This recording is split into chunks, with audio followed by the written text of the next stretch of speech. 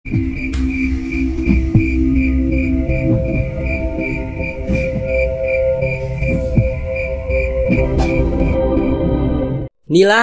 jangan lari-lari, ucapku sambil berlari mengejar anak perempuan itu. Bule, ayo ke sana, cepetan, ucap Nilam begitu bahagia. Meski merasa lelah, namun bibirku selalu tersenyum ketika melihat bocah perempuan itu. Terlihat raut wajahnya begitu sumringah, seolah ia tak pernah mendapatkan hiburan seperti ini. Sejenak aku teringat saat mendapat kabar dari Rian bahwasanya Niken, istrinya, pergi dari rumah bersama selingkuhannya. Aku tak menduga kalau wanita sekalem Niken berani berbuat demikian. Semenjak mendengar kabar itu, keinginanku untuk segera pulang ke kampung halaman begitu menggebu. Namun, pekerjaan yang padat tidak mengizinkanku. Dan barulah hari ini, akhirnya aku bisa pulang ke kampung halaman. Namun saat sampai di kediaman Rian, aku tercengang ketika mendapati Nilam sedang sibuk sendiri di dalam rumah. Wajahnya lusuh, sosoknya seperti tak terurus. Harusnya bocah sekecil itu sedang asik bermain, bukan malah sibuk dengan pekerjaan rumah tangga. Aku ingat tadi pagi saat mengajak Nilam jalan-jalan. Meski ia takut dimarahi oleh ayahnya, tapi dengan tawaran maut akhirnya berhasil membujuknya. Aku tak peduli kalau Rian mencari keberadaan Nilam. Toh aku sudah mengirimkan pesan kalau anaknya itu pergi bersamaku ke pasar malam. Dan disinilah kami, riuhnya pasar malam membuat Nilam begitu bersemangat. Sepertinya ia lupa dengan kondisinya. Bahkan saking bersemangatnya, bocah itu hampir menjajal semua permainan. Hei Nilam, jangan lari-larian, nanti hilang loh, ucapku menegurnya. Bocah itu menggeleng. Nilam mau naik itu, ucapnya sambil menunjuk ke permainan biang lala. Aku mendongak ke atas. Seumur hidup tidak pernah naik wahana ini. Melihatnya saja sudah membuat kakiku gemetaran. Nilam beneran mau naik itu? Gak mau nyoba yang lain? Tanyaku. Nilam menggeleng. Dengan raut wajah memelas, ia memaksaku menaiki wahana itu. Terpaksalah, kuturuti kemauannya. Ini aman kan mas? Nggak jatuh kan? Tanyaku memastikan kepada petugas wahana. Aman bae, kalau jatuh ya cuma ke bawah toh, ucapnya acuh sambil menutup pintu wahana yang kami duduki. Klak, tubuhku menegang saat benda seperti kurungan burung mulai bergerak. Bocah perempuan itu begitu aktif, seperti tak punya rasa takut sedikit pun. Klak, aku mengeluh saat sangkar besi yang kami duduki berhenti di poros roda paling atas. Bule takut? Tanya Nilam. Aku menggeleng, membohongi bocah kecil itu. Aku tak mau diremehkan olehnya.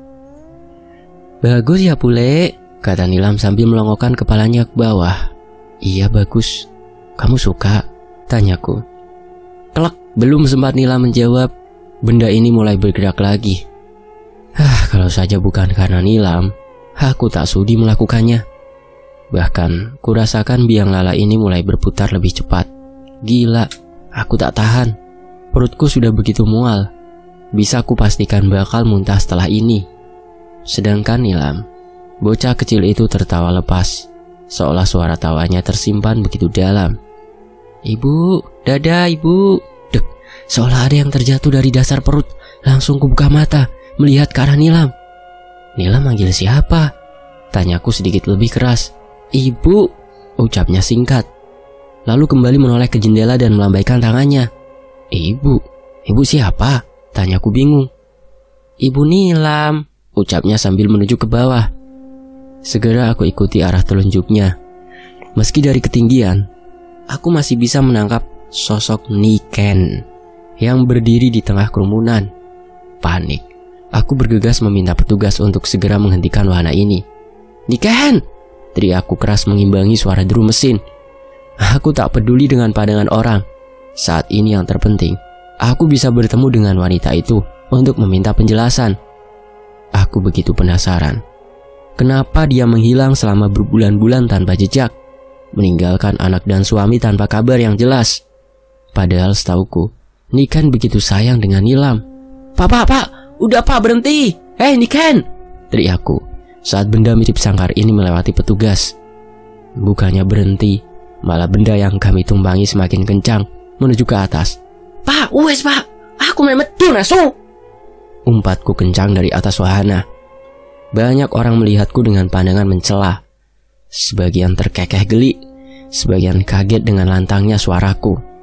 "Oh, wedok ayu kok lambene rusak," ucap penjaga wahana saat ia membukakan pintu untukku yang katanya, "Perempuan cantik kok mulutnya rusak." "Alah cangkeman mas, aku loh wes ngomong bola-bali. Dasare kupengmu ora ono bolongane," ucapku langsung menggandeng Nilam untuk keluar dari sangkar itu. Bergegas aku menuju ke arah tengah lapangan. Kepalaku terus mengedar, mencari keberadaan Niken.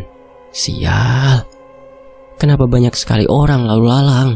Kalau seperti ini aku kesulitan untuk mencarinya. "Niken, Niken!" panggilku, berharap wanita itu menjawab. Namun berulang kali aku memanggil, tak ada satupun sahutan darinya. Aku menghela nafas. Lelah mondar-mandir, maka kuputuskan untuk pulang ke rumah saja. Mungkin saat ini Niken sudah berada di rumah. Sepanjang jalan, aku terus berpikir, benarkah apa yang sedang Niken lakukan di tempat seperti ini? Apa benar Niken selingkuh? Batinku tak percaya. Aku kenal betul dengan Niken. Ia juga teman baikku semenjak kecil. Jadi aku pun tahu perangainya seperti apa. Bagai tersambar petir, langkahku terhenti seketika. Aku menyadari ada sesuatu yang aneh. "Astagfirullah, Nilam!" ucapku lirih saat mendapati bocah itu tak ada di sampingku. Bodoh, kenapa aku bisa lupa dengan Nilam? Sejak kapan bocah itu melepaskan sekalan tanganku? Berlari sekuat tenaga, aku menuju ke arah pasar malam. Kalau Nilam hilang, bukan hanya Rian yang akan membunuhku, tapi keluarga besar juga bakal ikut membantunya. Terus aku mencari keberadaan Nilam hingga tampak dari kejauhan. Aku mengenali sosok bocah tak asing sedang masuk ke salah satu wahana. "Rumah hantu?" ucapku bingung. Bergegas berlari menuju ke arahnya. "Hei Nilam! Astagfirullah!" teriakku berusaha mencegahnya. Namun terlambat, bocah itu sudah masuk ke dalam rumah hantu. Brengsek, kenapa jadi seperti ini? Apa yang harus kulakukan? Aku tidak sudi masuk ke dalam sana. Tapi aku tidak bisa membiarkan Nilam berkeliaran di wahana itu. Aku tersentak ngeri. Kalau dari luar saja suara wahana ini sudah begitu menyeramkan, bagaimana dengan kondisi di dalamnya? Sekelebat otakku membayangkan Nilam meringkuk, menjerit ketakutan di tengah ruang gelap. Tidak, aku harus berani. Tidak mungkin aku membiarkan Nilam sendirian di dalam sana. "Jadi masuk mbak?" tanya petugas penjaga loket. Aku sebatas melirik, lalu menyerahkan selembar uang. Krayat. Dengan menahan nafas, aku mulai masuk ke dalam. Seketika suasana berubah, terlihat ruangan itu seperti labirin. Cahaya temaram, serta asap tipis membuatku begitu enggan untuk melangkah. Belum lagi bau tanah basah dan dupa bercampur menjadi satu. Aku tersentak saat melihat ada sesuatu yang melongok di ujung ruangan. Benda itu perlahan hilang muncul. Kadang hanya terlihat kuncirnya saja. "Pocong asu!" umpatku langsung kembali keluar. Aku tidak akan kuat kalau harus menyusuri wahana ini. Jauh lebih baik menunggu Nilam di pintu keluar, atau meminta petugas untuk menjemput bocah sialan itu. Namun belum sempat aku meminta tolong, tampak siluet bocah yang aku kenali meringkuk di dekat pintu keluar rumah hantu. "Nilam, astagfirullah!" teriakku langsung menghampirinya. Wajah Nilam begitu pucat, bahkan kurasakan nafasnya naik turun tidak teratur. "Nilam, kenapa kesini? Nilam sama siapa?" tanyaku setelah melepaskan pelukan. Nilam menggeleng, matanya tampak berkaca-kaca. "Mau pulang," ucap Nilam sendu. "Nilam gak apa-apa." "Mau pulang," ucap Nilam mulai menangis. Sekilas aku melirik ke arah petugas yang berjaga. Bagaimana bisa bocah sekecil ini diizinkan untuk masuk ke wahana rumah hantu? "Sebentar ya," ucapku tak tahan. "Mas, gimana sih? Keponakan saya masih kecil kok diizinkan masuk?" ucapku sambil menuju ke arah pintu rumah hantu. "Sendiri gimana? Wawang tadi sama ibunya kok," ucap orang itu. "Jangan bohong mas, lihat nih, keponakan saya sampai ketakutan," bentakku. Dengan ibunya? Jelas dia pergi bersama aku. Terkecuali Niken bertemu dengan Nilam. dan mengajaknya bersembunyi di wahana ini agar tak ada yang melihat. Walah mbak, pikiranmu kacau mbak. Namanya juga rumah hantu. Lah kalau mau nikmat, ya ke rumah bordel saja tugasnya. Emosiku mulai naik. Gila, bagaimana bisa dia berucap tak senonoh seperti itu? Sudah Tomin, jangan begitu. Nanti kedengaran sama yang lain loh, tegur petugas lainnya. Aku maju, hendak menamparnya. Namun cekalan tangan Nilam membuatku mengurungkan niat. Bule, pulang, ucapnya. Aku mengangguk, langsung kugendong bocah itu untuk segera pergi dari tempat ini. Nilam, tadi masuk ke rumah hantu sama siapa? Tanyaku lembut. Nilam tak menjawab. Ia terus menggelengkan kepala. Terus ibu sekarang di mana? Tanyaku mencoba mengulik. Pulang bule, pulang, ucapnya. Aku menghela nafas. Ya sudah, jangan bilang ayah kalau Nilam ketemu sama ibu ya, pintaku. Bukan aku melarang, tetapi kalau Rian tahu, pasti dia bakal mencak-mencak dan mulai berdrama lagi. Jauh lebih baik saat ini aku diam, sembari mencari informasi. Di manakah keberadaan Niken? Menurutku, kalau perempuan itu bisa datang ke pasar malam, berarti ia tinggal tak jauh dari tempat ini. Sesampainya di rumah Rian, aku mengurungkan niat untuk masuk ke dalam. Beruntung Nilam tak melihat kelakuan ayahnya yang tengah asyik berduaan dengan seorang wanita. Loh, Res, mau dibawa kemana anakku? Tanya Rian dari ambang pintu. Sana pacaran sama wanita itu. Kasihan Nilam kalau lihat bapaknya lagi gituan. Ucapku tak menoleh barang sedikit pun. Enak saja, meski dia lebih berhak atas Nilam, tapi aku tak mau membiarkan keponakanku trauma melihat kelakuan ayahnya. Bawa Nilam ke sini, pinta Sinta dari ambang pintu. Aku berhenti, menatap wanita itu meremehkan. Mau apa?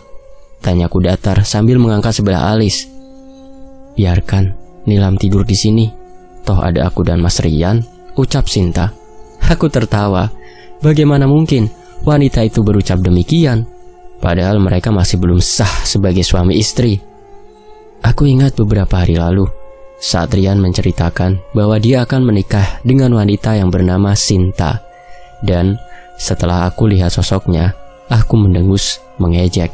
Setidaknya Niken jauh lebih cantik dari bedak tabur di depanku ini. Kasihan Nilam kalau lihat bapaknya zina di depan matanya, cemoohku. Tampak Sinta mengepalkan tangan, seolah ia ingin melumatku hidup-hidup. Dan yang paling membuatku muak, ia merajuk kepada Rian.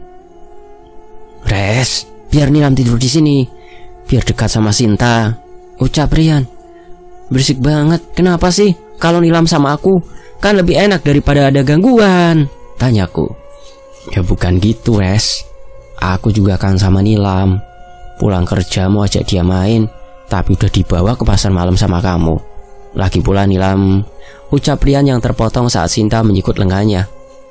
Alah, sudah mas. Khusus, sana. Awas minggir. Ucapku langsung berbalik, membawa Nilam ke rumah orang tuaku. Rian terus mengikutiku. Ngapain sih? Sana kamu pulang, bentakku jengkel. Ya kenapa? Ada masalah apa kamu sama aku? Tanya Rian. Masalah? Aku gak ada masalah sama kamu ya mas. Aku cuma tidak pernah setuju kamu mau menikah lagi secepat ini. Bahkan Nilam saja masih sering menanyakan keberadaan Niken. Kamu itu cuma mikirin diri sendiri, ucapku lantang sambil menurunkan Nilam untuk segera masuk ke dalam rumah. Loh, itu hakku, Res. Kenapa kamu yang repot? Sini, biar Nilam sama aku, ucap Rian mulai naik pitam. Dih, siapa juga yang repot? Mau kamu nikah sekarang pun aku tak peduli, itu urusanmu. Urusanku cuma ngurus Nilam, ucapku dengan nada sengit. Biar saja dia sakit hati. Kalau tidak seperti itu, ia tak bakal paham. Aku mau nikahi Sinta juga buat Nilam, biar ada yang ngurusin dia, menjaganya, kata Rian. Sampean sudah tanya Nilam belum mas? Dia setuju atau tidak? Pernah tanya? Hah? Pernah belum? Belum kan? Ucapku mencemooh. Gila, rasanya emosiku hampir meledak. Kenapa malam ini rasanya penuh dengan kejutan? Sudah sana pulang, biar Nilam sama aku. Gak bakal aku terlantarkan. Lagi pula belum tentu Sinta bisa ngurusin Nilam kok. Ucapku langsung masuk dan menutup pintu dengan kencang. Resti, bocah gila. Malah ditutup pintunya, teriak Rian sambil menggedor pintu dengan keras. Andai bapak ibu masih ada, tak bakal Mas Rian berani seperti itu. Kelakuannya sudah sangat berubah semenjak kepergian Niken. Dulu dia laki-laki pendiam dan tak pernah berbuat neko-neko. Tapi lihat sekarang, sangat berbanding terbalik. Menjaga istrinya saja tidak becus, malah mau memberikan anaknya ke orang lain. Jengah, bergegas aku masuk ke dalam kamar untuk menemui Nilam. Ayah marah, tanya Nilam takut. Enggak, mana berani ayahmu marah sama bule. Nilam udah cuci kaki, kalau udah langsung tidur ya, kataku sambil menyisir rambut Nilam. Bocah itu mengangguk, lantas ia merebahkan tubuhnya ke kasur. Lama aku menatap ke arahnya, memikirkan semua yang sudah dilalui oleh bocah itu. Niken, kemana sih kamu? Apa nggak kangen sama Nilam? Ucapku tanpa sadar menitikan air mata. Diam, aku tersentak, menatap ke arah pintu. Rasa sedihku berubah seketika menjadi marah ketika mendengar suara benda yang dilemparkan ke atap rumah. Mau apa sih, Rian edan? Geramku sambil bergerak perlahan agar tak membangunkan Nilam. Saat aku membuka pintu depan, tak kutemukan sosok Rian. Celingukan, ku cari keberadaannya. Namun sepertinya dia sudah pergi entah kemana. Jengkel, aku menutup pintu dengan geram. Kenapa hidupku begitu kacau? Belum punya keluarga sendiri, malah ngurusin keluarga orang lain. Daripada stres, kuputuskan untuk membuat secangkir kopi dan menghidupkan sebatang rokok. Mungkin dengan begitu perasaanku bisa sedikit rileks. Namun saat aku melewati kamar, sepintas ekor mataku menangkap sesuatu di luar jendela. Aku langsung menoleh, dan betapa terkejutnya saat melihat ada bayangan hitam berdiri di seberang sana. Itu adalah sosok pocong. Terlihat jelas siluet bentuknya yang berkuncir, namun aku teringat dengan Rian. Pastilah pria itu datang untuk menakut-nakutiku. Aku mendengus, kembali melangkah ke arah dapur. Biar saja dia berdiri di sana sampai subuh, aku tak bakal tertipu. Srek. Aku langsung menoleh ke arah kamar mandi saat mendengar ada yang membuka keran air. Kali ini aku waspada. Tidak mungkin Rian ada di dalam sana. Nilam, ucapku. Tak ada sahutan. Suara guyuran air terdengar lebih jelas, seolah ada orang yang sedang mandi di sana. Aku menggeleng. Tak mungkin itu Nilam. Dengan jantung berdebar, aku berjalan menuju ke arah kamar mandi. Hingga saat aku menyentak pintu dengan keras, tubuhku langsung mematung. Sial, tak ada seorang pun di ruangan itu. Sadar kalau itu bukan perbuatan manusia, bergegas aku kembali ke dapur untuk mematikan kompor. Namun saat aku tiba di depan kompor, kudapati satu benda asing. Kamboja? Ucapku bingung sambil mengangkat bunga itu. Semalaman aku memikirkan arti tentang bunga Kamboja. Namun sejauh aku berpikir dan menerka, tak ada satupun jawaban yang muncul. Tok tok tok. Resti! Panggil suara Rian mengganggu lamunanku. Si kampret pagi-pagi udah berisik, ucapku sambil melihat ke arah jam dinding yang menunjukkan pukul 6 pagi. Ingin aku hiraukan saja, namun nyatanya gedoran itu semakin menjadi. Bahkan kalau dibiarkan, barang 5 menit saja, mungkin pintu rumah sudah jebol karena ulahnya. Berisik! Teriakku. Bule, jangan teriak-teriak bule, keluh Nilam yang sambil menutupi telinganya. Maaf ya, sudah tidur lagi. Jangan bangun pagi-pagi, nikmati masa mudamu ya nak, ucapku sambil mengelus kepalanya. Bukan aku tak mengajarkan Nilam untuk bangun pagi. Biarlah dia melakukan apapun yang dia mau. Biarkan Nilam, bocah kecil itu menikmati masa kanak-kanaknya. Resti, bangun! Suara Rian makin meninggi. Bergegas aku keluar kamar untuk menyambanginya. Ngapain sih? Masih pagi udah berisik, ucapku. Awas, ucap Rian mendorongku minggir. Mau ngapain? Aku menahan lengan Rian agar tak beranjak. Jemput Nilam lah, mau aku antar sekolah. Kalau bareng kamu bisa rusak perilakunya. Lihat, jam 6 masih tidur. kata Rian sambil menyentak tanganku lepas. Biarin, kenapa? Bapaknya juga tidak peduli. Isi otaknya cuma Sinta, ucapku mengolok. Rian terlihat menyipitkan mata. Begitulah dia kalau sudah marah dengan lawan bicaranya. Aku capek debat terus sama kamu. Nilam itu anakku, jangan malah membuatnya jauh denganku. Paham? Kata Rian. Aku memandang Rian cukup lama, mempertimbangkan sesuatu. Oke, silahkan rawat Nilam, tapi bawa pulang Niken dulu. Semalam aku lihat dia ada di pasar malam. Berarti ada kemungkinan dia tinggal di dekat sini kan? Ucapku. Tampak raut wajah Rian berubah. Ada rasa penasaran dan sesuatu yang tak bisa kutangkap dengan jelas. Apa layak mencari seorang istri yang sudah pergi, meninggalkan suami dan anaknya? Tanya Rian. Aku diam, mencerna kalimatnya.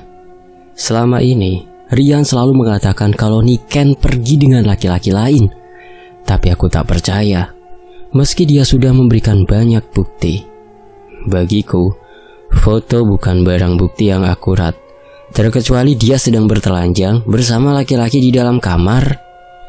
Kalau hanya sekedar foto di pinggir jalan, bisa saja itu cuma kenalan Niken atau temannya. Hah, bener kan? Sekarang minggir. Aku mau menjemput anak perempuanku. Kata Rian langsung masuk. Berlaga argumennya tak bisa kutampik. Tapi biarlah, aku pun tak bisa memaksa kehendak. Yang harus aku cari tahu hanya keberadaan Niken saat ini. Aku mengangguk, mempersilahkan Rian untuk membawa Nilam. Namun yang terjadi, justru Nilam sendiri yang enggan pergi dengan ayahnya. Nilam gak mau. Nilam mau sama ibu, sama bule. Kata Nilam menangis memegangi kakiku erat. Nilam, sama ayah dulu ya. Nanti sore kesini lagi, kita main lagi, oke? Ucapku. Nilam menggeleng. Gak mau. Nilam mau di sini, sama ibu, sama bule. Ucap Nilam. Nilam, nurut sama ayah. Pulang sekarang. Bentak Rian. Ibu, Nilam mau sama ibu. Ucap Nilam langsung berlari dan menutup pintu kamar dengan keras. Aku dan Rian tersentak. Bahkan kulihat tangan laki-laki itu sudah mengepal kuat, menandakan kalau emosinya siap meledak. Sudah, biar aku urus dulu. Nanti aku antar ke rumahmu. Pulang dulu sana, kataku. Tapi Res, kata Rian. Aku menggeleng, memintanya untuk pergi dan segera membuka pintu. Klek, tampak Nilam meringkuk di ujung ruangan. Nilam, sini nduk sama bule, pintaku. Kenapa nangis? Katanya mau jadi preman. Gak ada tuh preman yang cengeng, kataku mengingatkan impian Nilam. Sungguh, awal pertama aku mengetahui cita-cita Nilam, aku menentang habis-habisan. Namun setelah tahu makna preman bagi Nilam, selalu membuatku tertawa sendiri. Bagi perempuan kecil itu, menjadi preman adalah pemberani dan tidak cengeng. Nilam mau sama ibu, Nilam tidak suka sama dia, ucap Nilam. Aku tahu siapa yang dimaksud dia oleh Nilam. Bahkan, aku sendiri pun kurang begitu suka dengan Sinta. Aku menghela nafas panjang, bukan berkata lagi, namun segera ku peluk tubuh mungil itu. Nilam, kemarin kan udah ketemu ibu. Nanti kita ke pasar malam lagi ya. Siapa tahu ibu juga datang lagi ke sana, ucapku. Nilam mengangkat kepalanya. Ia memandangku dengan tatapan tak terbaca. Itu bukan ibu, ucapnya lirih. Aku mengerutkan dahi. Apa maksud bocah ini? Bukannya semalam Nilam bilang kalau ketemu Niken? Loh, kemarin kan Nilam sama ibu. Nilam lupa? Tanyaku. Nilam menggeleng. Itu bukan ibu. Nilam mau ketemu ibu, ucap gadis itu kembali menangis. Sial. Aku tak suka seperti ini. Kenapa aku harus melihat dan merasakan kesedihan Nilam? Niken setan, kenapa kamu pergi? Bukannya dulu pernah bilang tidak akan meninggalkan Nilam dalam keadaan apapun? Udah dong, jangan nangis.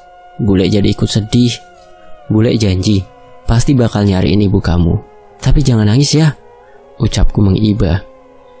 Anda Rian tahu seberapa sakit perasaan anaknya ini. Mungkin dia bakal lebih perhatian lagi. Perlahan Nilam berhenti menangis. Lalu setelah ia lebih tenang, Bocah itu langsung berdiri dan mengambil sesuatu di kantong celananya. "Buat bule," ucap Nilam. Aku tersentak saat melihat benda yang ada di tangan Nilam. "Ini apa?" tanyaku. Nilam menggeleng. Ia menyerahkan bunga kamboja yang sudah kusut dan kembali merebahkan tubuh ke kasur. Tergesa, aku segera pergi ke dapur, memastikan kalau bunga ini yang kutemukan semalam. Namun saat aku melihat ke meja makan, bunga kamboja lain masih ada di sana. "Nilam, kamu dapat bunga ini dari siapa?" tanyaku. "Dari ibu," ucapnya. Aku semakin bingung. Apa yang sebenarnya terjadi? Tadi ia bilang kalau itu bukan ibunya, sekarang bilang kalau itu dari ibu. "Nilam, katanya wanita kemarin bukan ibu. Jadi Nilam dapat ini dari siapa?" tanyaku perlahan. "Ibu, semalam ibu kasih itu ke Nilam buat bule," kata Nilam polos. "Jadi Nilam ketemu sama ibu di pasar malam?" tanyaku perlahan, agar dia paham maksud perkataanku. Ia menggeleng. "Terus Nilam ketemu ibu di mana?" tanyaku bingung. Bocah itu memandangku sesaat, kemudian dia menuju ke arah jendela. "Nilam ketemu ibu lewat jendela itu?" tanyaku memastikan. Nilam mengangguk. Kalau benar ini dari Niken, kenapa dia tak menemuiku? Apa yang sebenarnya terjadi dengan perempuan itu? Otakku berpikir cepat, ingin rasanya menanyakan semua ini kepada Rian. Tapi aku tak boleh gegabah. Aku yakin ada pesan tersirat yang ingin disampaikan Niken kepadaku. Namun semakin lama aku berpikir, justru kepalaku tak menemukan jawaban dari semua ini. "Bule, Nilam mau mandi," ucap Nilam membuyarkan lamunanku. "Ah, mandi? Di sini ada pakaian Nilam tidak?" "Tidak ada ya? Ya udah, kita ambil pakaian Nilam dulu di rumah ayah ya," ucapku. Nilam tampak cemberut. Namun setelah ku bujuk, akhirnya dia mau pulang ke rumahnya. Sesampainya di rumah Rian, aku tak mendapati seorang pun di sana. Sepertinya Rian dan Sinta sudah pergi bekerja. Beruntung Niken pernah memberitahuku kunci cadangan yang selalu ia sembunyikan di bawah pot bunga. Klak, ku buka pintu. Namun seketika hidungku menangkap aroma tak sedap. Gila, sudah berapa lama Rian tak membersihkan rumah? Apa dia tidak sadar dengan aroma busuk seperti ini? "Nilam, bau enggak?" tanyaku. Namun Nilam tampak memandangku kebingungan. "Bau apa?" tanya Nilam. "Ini bau bangkai. Masa Nilam tidak kebauan?" tanyaku. Nilam menggeleng. Bergegas ia menarik tanganku untuk masuk ke dalam kamarnya. Namun ku tepis. Aku memintanya duluan. Gila, dari mana asal bau ini? Perasaan kemarin pagi aroma ini tidak ada. Ku susuri segala tempat, namun tak kutemukan sumbernya. Aneh, perasaan aroma busuk itu ada. Kenapa sekarang hilang? Segera aku mengambil beberapa baju untuk Nilam. Namun saat aku melihat ke arah figura yang berisikan foto Nilam dan Niken, jantungku langsung berdebar keras. Tampak satu foto Nilam dan Niken sedang berpose di bawah pohon Kamboja. "Nilam tunggu di sini dulu ya," pintaku. "Kamboja?" ucapku lirih. Sejak kapan Rian suka dengan pohon seperti ini? Setauku dia tak pernah suka dengan aroma bunga apapun. Aku membuka pintu kaca dan mulai melangkah keluar. Kucermati pohon itu.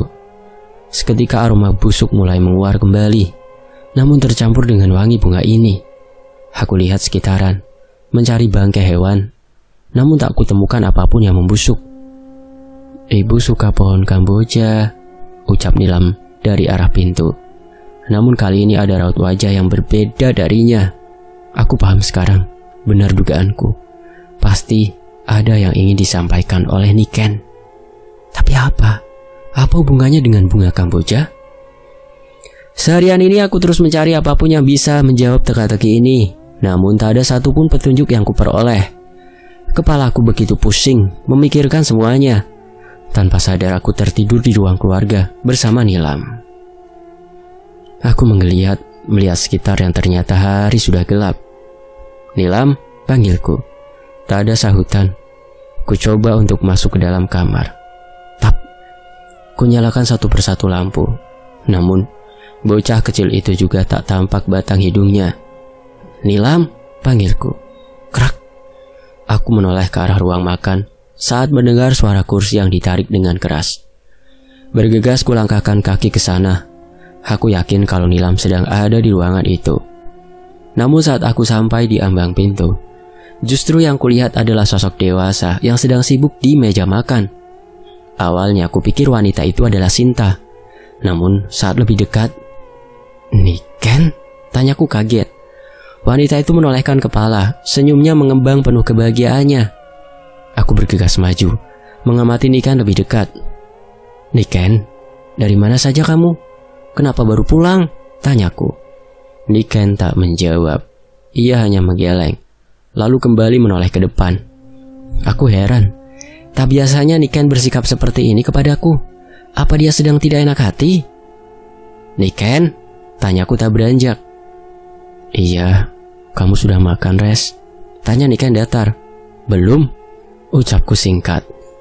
"Ya sudah, duduk dulu. Temani aku ya, sampai Mas Rian dan Nilam pulang," ucapnya tanpa menoleh. "Loh, mereka pergi?" tanyaku. Kulihat Niken menggerakkan kepala mengangguk. "Niken, kamu dari mana? Setahun lebih loh kamu menghilang. Emangnya gak kangen sama Nilam?" Terang. Aku terlonjak saat mendengar suara Panji yang sengaja dibanting oleh Niken. "Kamu marah?" tanyaku. Ia tak menjawab, sekedar menggelengkan kepala pelan. "Res, boleh aku minta tolong?" tanya Niken, yang kali ini berpaling ke arahku singkat, lalu kembali menoleh ke depan. "Tolong apa?" tanyaku. "Bantu potongin ini," ucapnya. Aku mengerang lega. Kupikir dia akan pamitan dan melimpahkan tanggung jawab Nilam kepadaku. "Bantu potongin apa sih? Sini aku bantu," ucapku langsung bergerak ke arah Niken. Namun saat aku sudah sampai di sampingnya, seketika mataku membulat saat melihat banyak darah menggenang di sekitar situ. Kamu lagi buat apa sih? Kok banyak darahnya?" ucapku bingung masih terus melihat sekitaran lantai. "Tolong potongin ini ya," ucap Niken berbarengan dengan suara tebasan pisau yang cukup keras. Aku awalnya tak menyadari. Namun saat menoleh, ternyata Niken sedang memotong kepala Nilam. Seketika tubuhku mundur sampai terjengkang ke belakang. "Res, kok malah pergi? Tolong, bantu potongin ini," ucap Niken yang wajahnya sudah berubah mengerikan. Aku menggeleng, terus mundur menjauh dari sosok itu. Aku yakin kalau orang ini bukanlah Niken. "Mau kemana, Res? Bukannya kamu mau membantuku? Kenapa malah pergi?" tanya Niken menatapku dengan wajah yang sudah berlumuran darah. "Niken, sadar, itu anakmu," ucapku masih syok dengan apa yang barusan aku lihat. Sosok itu tak menggubris. Justru ia mengambil sesuatu di samping tubuhnya, lalu melemparkan kepala itu ke arahku. "Bule, tolong Nilam," ucap kepala tanpa tubuh itu sambil mengedipkan mata. Aku menjerit sejadinya, berusaha untuk pergi dari tempat ini. Namun yang terjadi, rasanya kakiku begitu kaku. Perlahan sosok Niken mendekat, satu tangannya memegangi pisau, satunya lagi mencengkeram kaki kecil yang ku kenali milik Nilam. "Titip Nilam ya, Res," ucapnya sambil menyerahkan satu kaki kecil dan kepala Nilam yang sudah berlumuran darah. Aku yang syok, hanya bisa menjerit sambil memejamkan mata. Bangun," ucap suara perempuan. "Astagfirullah, mimpi," ucapku terengah. Tampak wajah Sinta melihatku dengan tatapan aneh. "Ngapain sih?" bentakku. "Mimpi ketemu Niken," tanya Sinta datar. Aku mengedip bingung. Bagaimana dia bisa tahu kalau aku memimpikan Niken? Aku mengatur wajah senormal mungkin, lantas menyeringai. Aku patut mencurigai wanita ini. Mau aku mimpi Niken atau bukan, itu urusanku, tukasku jengkel. Sinta bersedekap lengan. Ia mengamati lekat-lekat. "Aku tak punya salah apapun denganmu, tapi sikapmu kenapa begitu menyebalkan? Asal kamu tahu, aku dekat dengan Rian karena dia yang memintaku," ucap Sinta. "Cih, Rian yang minta? Jangan mengarang. Aku paham betul sifat Rian. Ia sangat mencintai Niken selama ini," batinku. Bodoh amat. Bagiku kamu itu benalu yang memanfaatkan keadaan orang. Butuh uang berapa sih sampai mau jadi simpenan suami orang?" ucapku. Plak! Emosiku mulai tersulut saat Sinta dengan entengnya menampar pipiku. Aku hendak membalas perbuatan wanita setan itu, namun kuurungkan. Justru aku mengendus aroma yang tak asing menguar kuat di sekitarku. Kamboja, ucapku lirih, terus melihat ke arah Sinta yang berjalan menjauh. Di sisi lain, tinggal di sini? Tanya Sinta tak percaya. Kenapa? Nggak boleh. Tukasku sengit. Enak saja, kenapa dia terlihat tak suka kalau aku tinggal bersama kakakku sendiri? Memangnya rumah bapak kenapa, Res? Aneh banget kamu mau tinggal di sini. Dulu pas ada Niken saja, kamu gak pernah mau kan? Tanya Rian menelisik. Oh itu, aku butuh uang. Jadi rumah bapak mau kukontrakan saja. Ya daripada rumah segede itu cuma aku sendiri yang menempati. Toh aku juga mau dirawat seperti wanita itu. Ucapku enteng. Sakit hati, bodo amat. Biar dia tidak betah dan pergi dari kehidupan Rian dan Nilam sekalian, batinku. Tapi kamar tamu belum dibersihkan, ucap Rian. Sekilas memandang ke arah Sinta yang menatapku tak suka. Dengan semua yang kulalui, aku yakin sekarang kalau wanita itu pasti ada kaitannya dengan menghilangnya Niken. Tenang, aku bakal tidur sama Nilam kok, jadi tidak perlu repot-repot, ucapku. Rian tampak menghela nafas. Aku tahu dia tak setuju, entah apa alasannya. Tapi aku juga yakin kalau dia tak berani mengusirku. Terserah kamu saja, Res. Pusing aku sama kelakuan ajaibmu, ucap Rian langsung beranjak masuk ke dalam kamar. Aku tersenyum. Dengan begini jauh lebih mudah mencari informasi tentang Niken. Terlebih aku juga bisa memantau pergerakan Sinta. Sekali saja ada bukti kalau dia yang membuat Niken pergi, maka habislah dia. Di sisi lain, malam terasa begitu sunyi. Semua penghuni rumah sepertinya sudah lelap dalam tidur. Aku sendiri tadi sibuk berkutat di depan laptop mencari informasi yang berkaitan dengan Niken dan Sinta. Entah itu sosial media atau apapun yang berkaitan dengan dua perempuan itu. Namun semua nihil. Aku sama sekali tak menemukan apapun yang berkaitan dengan mereka. Satu-satunya petunjuk yang kumiliki hanya bunga Kamboja. Aku menghela nafas panjang. Berpikir, sejak kapan pohon itu ditanam? Kenapa Rian menanamnya? Sangat tidak asing. Biasanya pohon Kamboja ada di area pemakaman. Seketika bulu kudukku meremang. Satu pikiran buruk muncul di kepalaku. Bagaimana kalau pohon itu sengaja ditanam untuk menyembunyikan bau sesuatu? Tapi tidak mungkin Rian membunuh Niken. Jauh lebih masuk akal kalau Sintalah pelakunya. Aku taruh kepala di atas tangan. Mataku terpejam, mencoba mengingat semua ucapan Niken yang pernah diucapkan kepadaku. Kriak. Aku tersentak, langsung memandang ke arah pintu. Siapa yang keluar malam-malam seperti ini? Semua kamar di rumah ini memiliki kamar mandi di dalamnya. Jadi tidak mungkin orang itu keluar untuk ke kamar mandi. Penasaran, aku mengintip dari lubang kunci. Namun tak terlihat siapapun. Nekatku buka pintu kamar perlahan. Tampak suasana di luar begitu sepi. Semua lampu sudah dimatikan. Krek.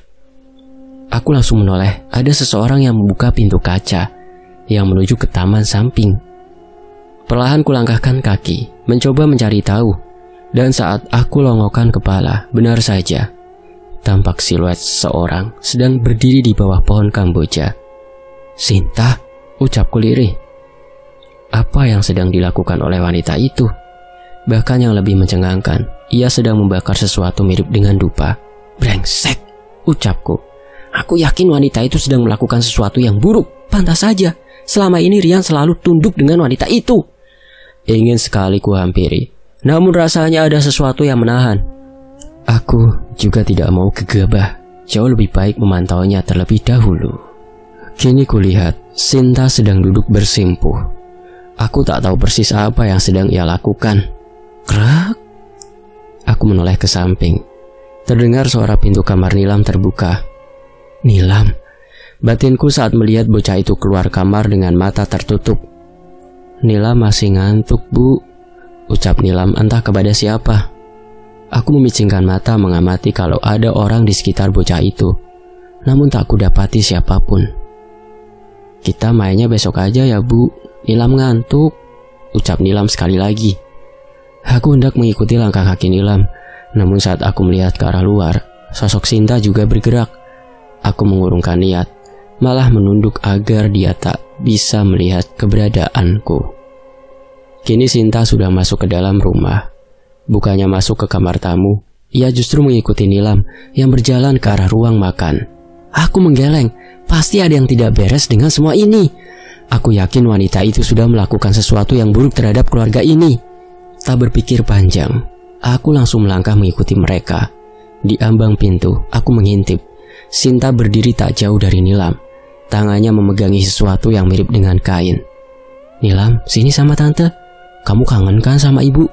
Nanti biar tante antar ke ibumu, ucap Sinta. Aku mengerutkan dahi, memajamkan telinga agar bisa mendengar lebih jelas. Ibu udah pulang, tante bohong. Kemarin pas di pasar malam bilang kalau ibu bakal datang, ucap Nilam. Batinku tersentil, ternyata Nilam masuk ke rumah hantu bersama Sinta. Nilam, kan kemarin tante udah bilang kalau ibu Nilam udah meninggal, jadi jangan percaya kalau makhluk itu adalah ibu, kata Sinta sambil mengusap kepala Nilam. Aku langsung menutup mulut. Benarkan dugaanku? Tak mungkin ikan pergi begitu saja meninggalkan Nilam dan Rian. Bohong, ibu belum meninggal, tante bohong, ucap Nilam langsung menyentak tangan Sinta dengan keras. Nilam berusaha untuk pergi, namun wanita itu menahannya. Nilam, sekarang bantu tante ya. Nanti biar Nilam bisa ketemu lagi sama ibu, ucap Sinta penuh kasih sayang. Aku mengedarkan pandangan dengan panik, mencoba untuk mencari benda untuk melumpuhkan Sinta. Nilam mau sama ibu sama bule, kata Nilam. Iya, setelah ini kamu bisa ketemu sama ibu. Tapi tante minta tolong ya. Coba sini tangannya Nilam, ucap Sinta. Nilam terlihat mengangkat tangannya. Lalu Sinta mengusapkan sesuatu di dahi Nilam sambil berbisik sesuatu. Tanpa diduga, Nilam seperti orang mengantuk.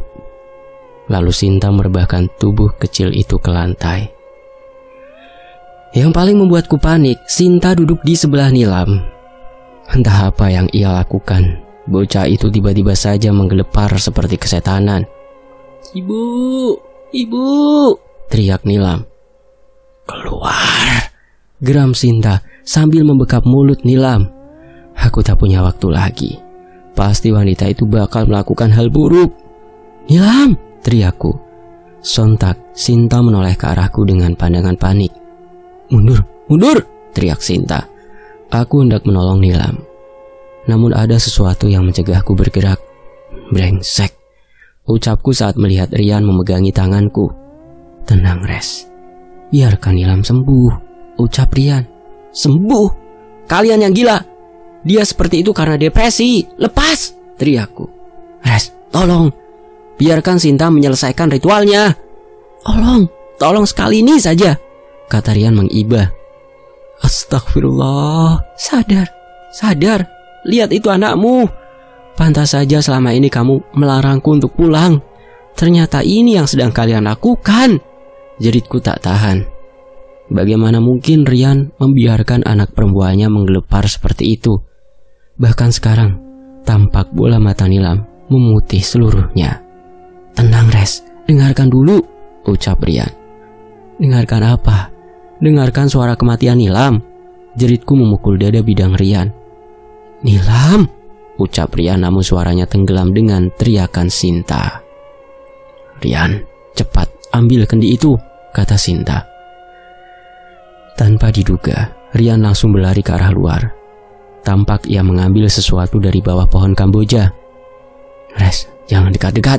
Pergi keluar, kunci pintu, nanti ku jelaskan, teriak Rian sambil berlari melewatiku. Aku yang tak tahan langsung menggapai tangan Rian dan menggigitnya dengan kuat. Dengan tenaga ekstra, aku menginjak kaki Rian sekuat tenaga. Pria itu menjerit, mencoba menahan kendi agar tidak jatuh dari pegangannya. Aku tarik tangan, langsung memukul kepala Rian dengan kuat. Beruntung, aku pernah mendalami ilmu silat. Goblok, umpatku sambil menendang perut Rian. Aku menoleh ke arah Sinta yang masih duduk di samping Nilam. Mulutnya komat kamit, tangannya terus menekan dahi Nilam dengan kuat. Brengsek, ucapku sambil menendang tubuh Sinta dengan keras. Kalian mau apa? Jangan bilang kalau Niken sudah kalian bunuh, bentakku keras sambil memeluk tubuh Nilam. Res, kamu salah sangka. Selama ini Nilam sakit, ucap Rian mencoba membantu Sinta untuk berdiri. Sedang aku bergerak maju, melindungi Nilam dari orang-orang gila ini. Goblok, pergi sebelum kamu mati, ucap Sinta. Aku mengepalkan tangan kuat, memasang kuda-kuda. Kali ini aku serius. Siapa saja yang mendekat, bakal kuhajar habis-habisan. Aku dengar ada pergerakan di belakangku. Nilam, pergi keluar. Panggil tetangga, cepat, ucapku tanpa menoleh, membuat raut wajah Rian dan Sinta tampak panik.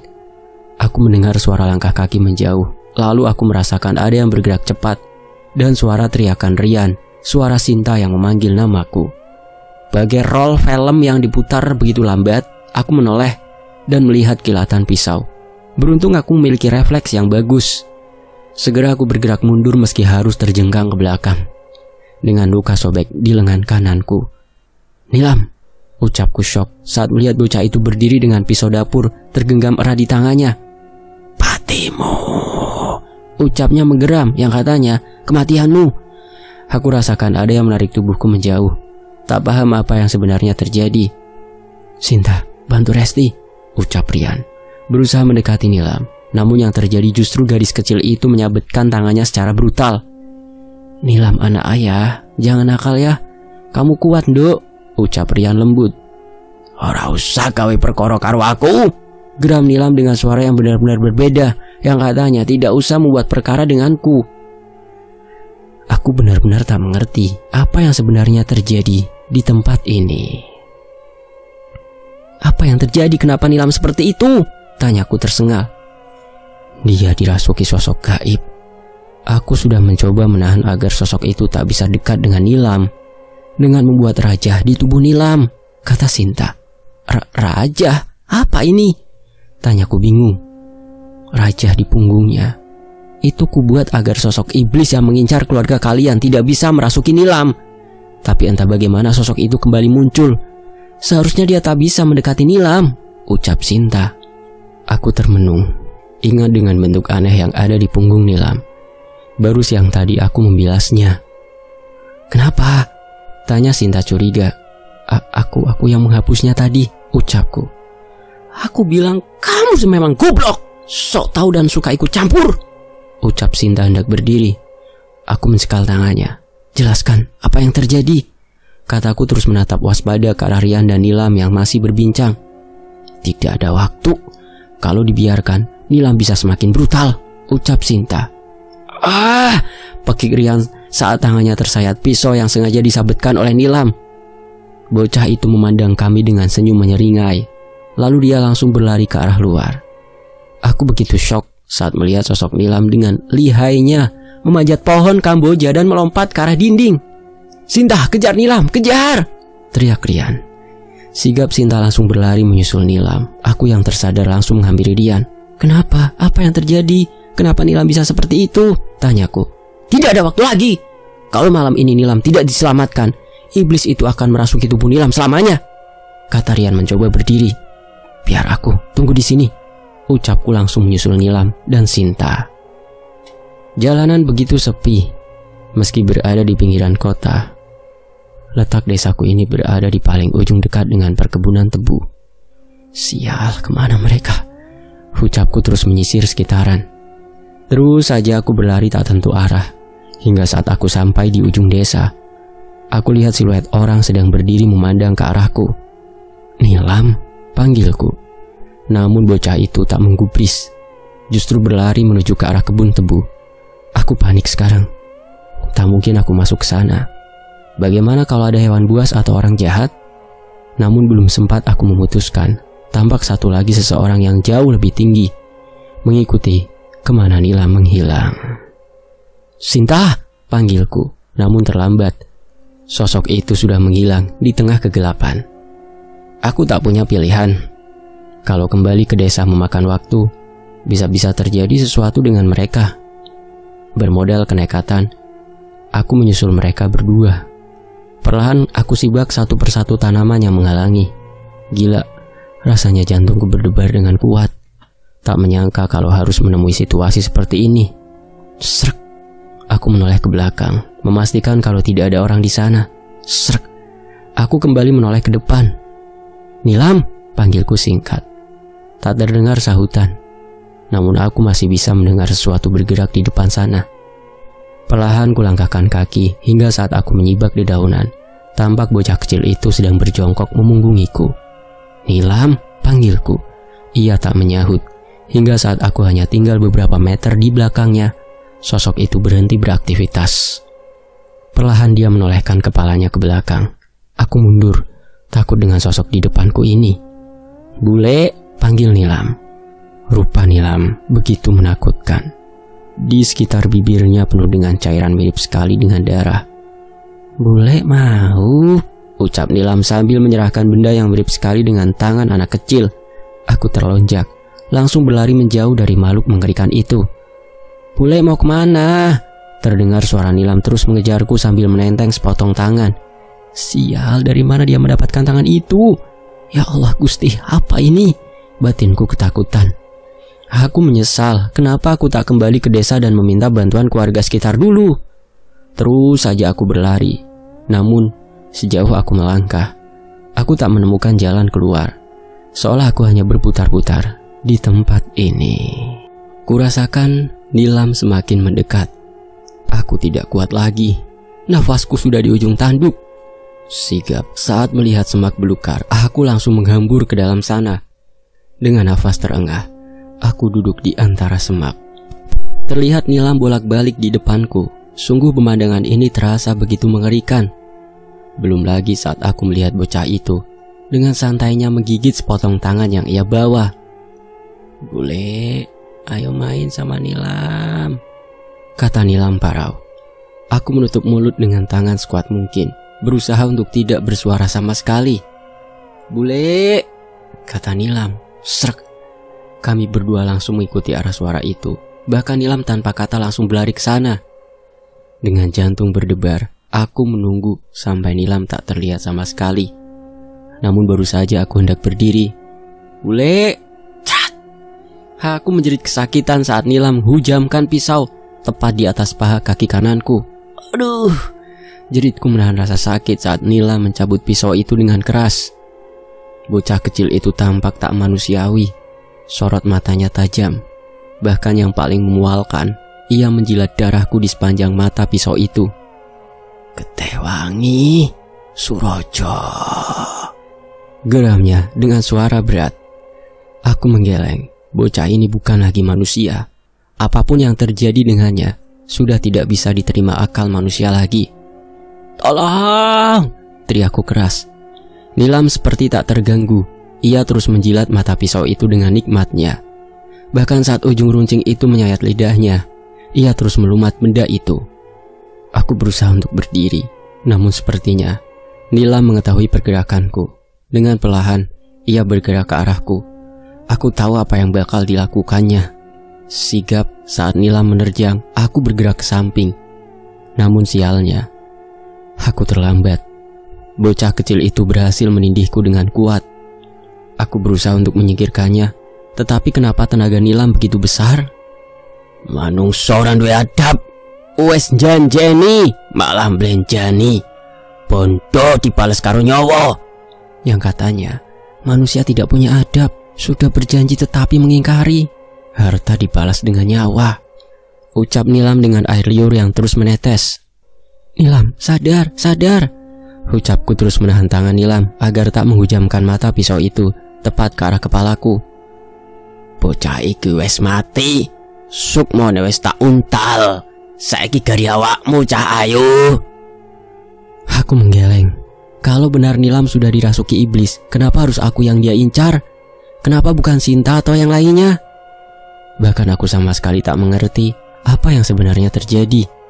Aku hanya berempati dengan keponakanku yang ditinggal pergi oleh ibunya. "Kembang Kamboja yang akan menjadi tanda," geram Nilam. Aku memekik, teringat dengan bunga Kamboja yang diserahkan oleh Nilam dan yang kutemukan di dapur rumah orang tuaku. Sial, selama ini aku salah sangka. Aku pikir bunga itu petunjuk akan keberadaan Niken. Namun justru yang terjadi itu adalah tanda dari makhluk yang akan membunuhku. Sudah Bang, keluargamu itu sudah aku berikan harta, tetapi malah ingkar. Sekarang satu persatu kubunuh. Terakhir anak laki-laki yang ada di rumah, yang sudah membuatku tidak bisa keluar dari tempatku. Tanganku gemetar. Aku sudah tidak sanggup lagi menahan. Ujung runcing pisau itu sudah membuat mataku juling. Cerat. Aku merasakan darah memercik mengenai wajahku. Seketika tekanan tangan Nilam mengendur. Aku yang masih syok hanya bisa mengerjap saat melihat Rian memegangi batu yang ia gunakan untuk memukul kepala Nilam dengan keras. Tampak Rian hanya bisa memandang hampa anak semata wayangnya yang sedang kejang. Nilam, ucapnya parau. Aku lupa dengan rasa sakit di kakiku. Langsung menghambur ke arah Nilam. Tubuh kecil itu terus menggelepar. Darah terus keluar dari mulutnya. Rian, tolong Yan, tolong Nilam. Aku terus mengibah. Namun Rian hanya diam di sana, berdiri memandangku dengan air mata yang terus menetes. Bahkan sosok Sinta yang baru saja muncul hanya bisa berdiri mematung. Ia seolah tak menyangka kalau Rian bisa berbuat demikian. Setelah malam itu, kondisi Rian benar-benar terpuruk hebat. Aku masih tak menyangka bahwasanya semua ini berakar dari keluargaku sendiri. Sosok ayah yang selalu aku sanjung ternyata selama ini sudah bersekutu dengan iblis. Harusnya aku yang bakal menjadi calon tumbal. Namun di saat terakhir, Rian dan bapak tanpa sepengetahuanku melakukan ritual untuk memutuskan ikatan darah dengan iblis itu. Dampaknya Nilam yang menjadi korban. Selama ini ia sengaja dikurung di dalam rumah agar sosok itu tak bisa menguasainya. Bodohnya, justru aku membawa Nilam pergi keluar rumah dan menghapus raja yang ada di punggungnya. Beberapa waktu setelah kematian Nilam, hal tragis tak berhenti di situ. Aku yang kala itu masih di rumah Rian begitu panik. Aku menjerit-jerit meminta tolong saat melihat tubuh Rian tergantung di kasau kamar tidurnya. Selain itu, aku pun baru tahu kalau Niken tidak pernah pergi dari rumah, melainkan ia dibunuh oleh Nilam secara brutal dan dikubur oleh Rian di halaman samping di bawah pohon Kamboja. Setelah semua kejadian itu, aku butuh waktu untuk pulih. Bahkan saking depresinya, Sinta membawaku ke rumah sakit jiwa. Beruntung wanita itu sudi untuk merawatku, dan akhirnya setelah sembuh, aku memutuskan untuk pergi dan tak pernah kembali lagi ke desa itu lagi. Selesai. Demikianlah sebuah kisah dari Mbak Resti yang dituliskan oleh Netrakala @sandekala. Teman-teman juga bisa mampir ke akun karya karsa beliau ya. Beliau sudah banyak menulis cerita di karya karsa tersebut. Dan juga bisa mampir ke akun YouTube-nya ya. Nanti linknya ada di deskripsi. Saya pamit dulu. Wassalamualaikum. Terima kasih Netrakala, terima kasih teman-teman. Sampai jumpa di kisah lainnya. Tetap di Fakta Sejarah. Alhamdulillah. Wassalamualaikum.